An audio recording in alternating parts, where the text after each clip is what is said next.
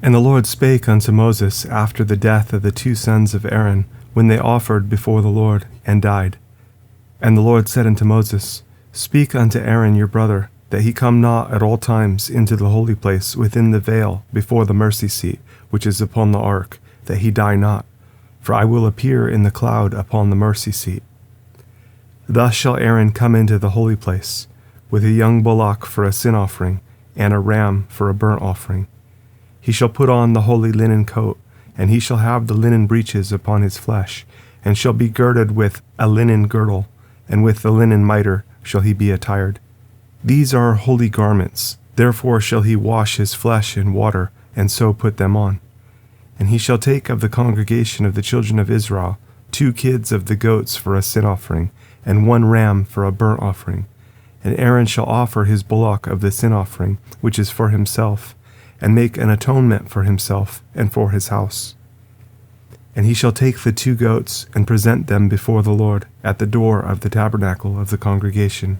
And Aaron shall cast lots upon the 2 goats, 1 lot for the Lord, and the other lot for the scapegoat. And Aaron shall bring the goat upon which the Lord's lot fell, and offer him for a sin offering. But the goat on which the lot fell to be the scapegoat shall be presented alive before the Lord, to make an atonement with him, and to let him go for a scapegoat into the wilderness. And Aaron shall bring the bullock of the sin offering, which is for himself, and shall make an atonement for himself and for his house, and shall kill the bullock of the sin offering, which is for himself.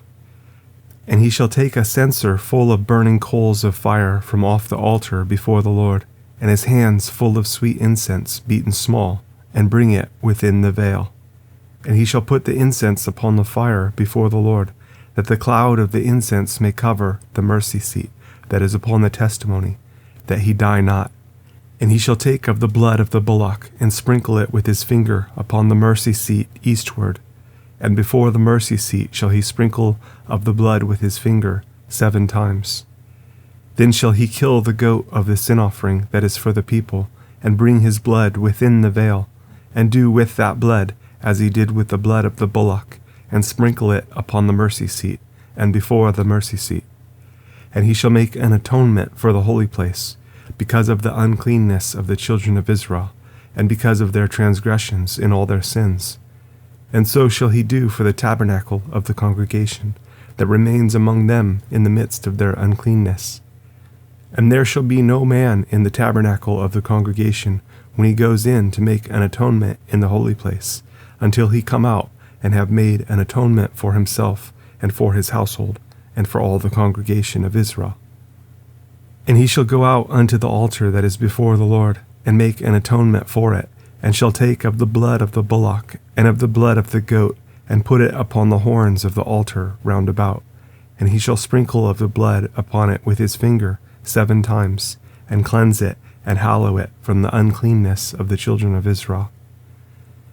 And when he has made an end of reconciling the holy place, and the tabernacle of the congregation, and the altar, he shall bring the live goat. And Aaron shall lay both his hands upon the head of the live goat, and confess over him all the iniquities of the children of Israel, and all their transgressions in all their sins, putting them upon the head of the goat, and shall send him away by the hand of a fit man into the wilderness. And the goat shall bear upon him all their iniquities unto a land not inhabited, and he shall let go the goat in the wilderness. And Aaron shall come into the tabernacle of the congregation, and shall put off the linen garments, which he put on when he went into the holy place, and shall leave them there.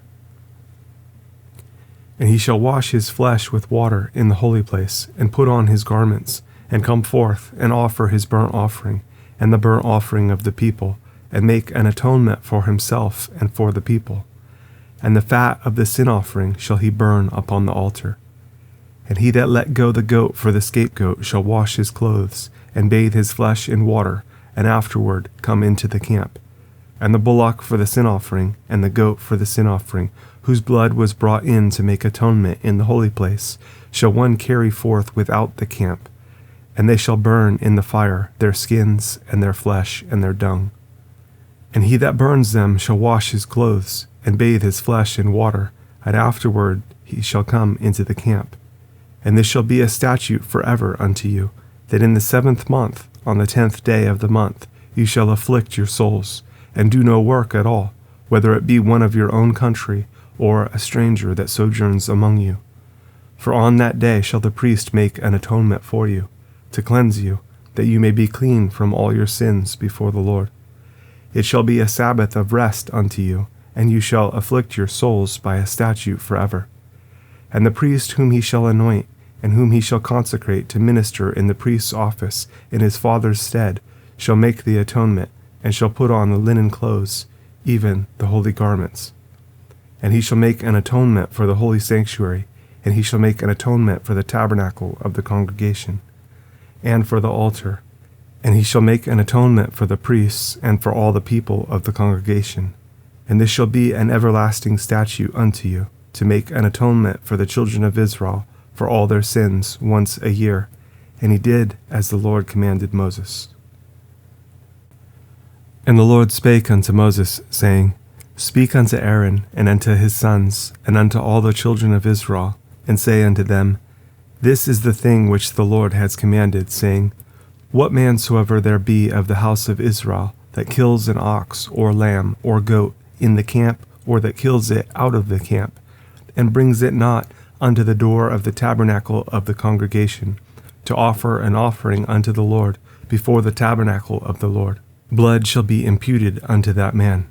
He has shed blood, and that man shall be cut off from among his people, to the end that the children of Israel may bring their sacrifices which they offer in the open field, even that they may bring them unto the Lord, unto the door of the tabernacle of the congregation, unto the priest, and offer them for peace offerings unto the Lord.